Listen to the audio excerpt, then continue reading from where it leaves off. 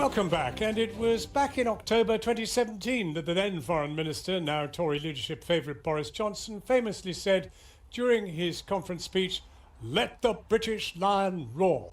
But in a post-Brexit world, would anyone be listening? With me now, Bronwen Maddox, the Director of the Institute for Government, and Robert Toombs, Professor of History at the University of Cambridge. Bronwen Maddox, what an evening to be discussing this. After all, you get a situation in which Trump's administration says, forget us coming on down to protect your ships, do it yourself. And Jeremy Hunt going off to the Europeans and saying, give us a hand. Is that the way we're going to be? We're going to be oscillating between them, I think, looking for friends where we can. There's no question that was a big rebuff from the US administration, which has been begging Britain, in a way, to come its way on the Iran question, be more aggressive, break up the deal, the nuclear deal that Britain has been trying to uphold. And yet, when we get into trouble with it, saying, no, you're really on your own. Robert Toombs, what do you make of it? I mean, after all, we were going to be turning to America as an even closer ally than she's ever been. Well, in the immediate future, I expect we shall. But I think it's made us realise that we have to look after ourselves rather more than we have in recent years. We've run down the Navy, obviously, and if we are a great seafaring nation still, we actually have to spend a bit more money on ships. I think that's pretty clear. Whether we shall be isolated seems to me to be very unlikely. We shall be, as we always have been, a country that looks for allies. Well, now, we've had the present Chancellor of the Exchequer warning that it could be £90 billion a year minimum that this thing will cost us, Brexit. Where's the money going to come to build ships? Well, I don't believe that figure at all. It's based on the most extraordinarily pessimistic inputs. And I think that the likelihood is that we shall be suffering very little from Brexit if we do the right things.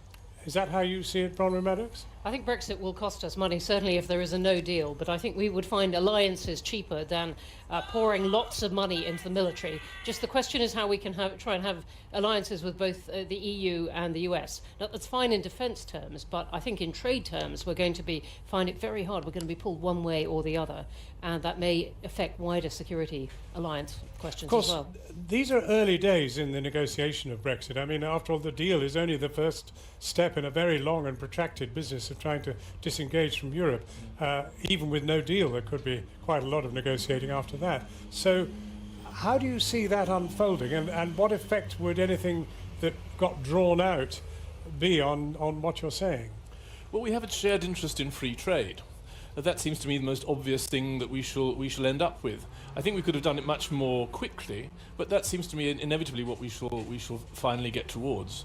And we do trade freely with the whole world, not only with the EU. Indeed, our trade with the EU is diminishing. So I think it will naturally be a trend towards much more global trade than we've had over the last 20 years. But that sounds a little bit as if we can have plenty of jam.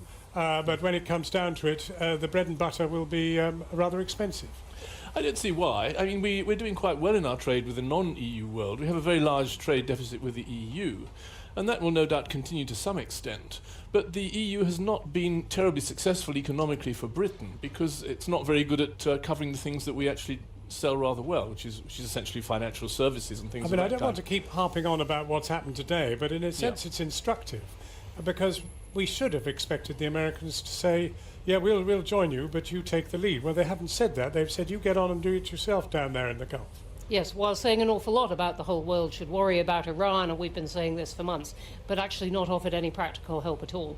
And that is very striking. I think we really have to take that to heart, but it doesn't mean that we go storming into the Gulf. I think we're really going to have to look for, as Jeremy Hunt has been doing, for some kind of European alliance to try to first get that tanker out and then work out how shipping can keep going through the Straits. How does America First fit with Brexit? Well, I think we shouldn't depend on sentiment in our relations with America, and I think we should probably start talking not less about a special relationship. We are bound to be important allies of America, and to some extent we depend on them, as to a smaller extent they depend on us. But the idea that this is based on sentiment rather than hard-headed mutual interest seems to me wrong. We should be thinking much more of what we need to do in the world than simply doing things that we think will please our friends.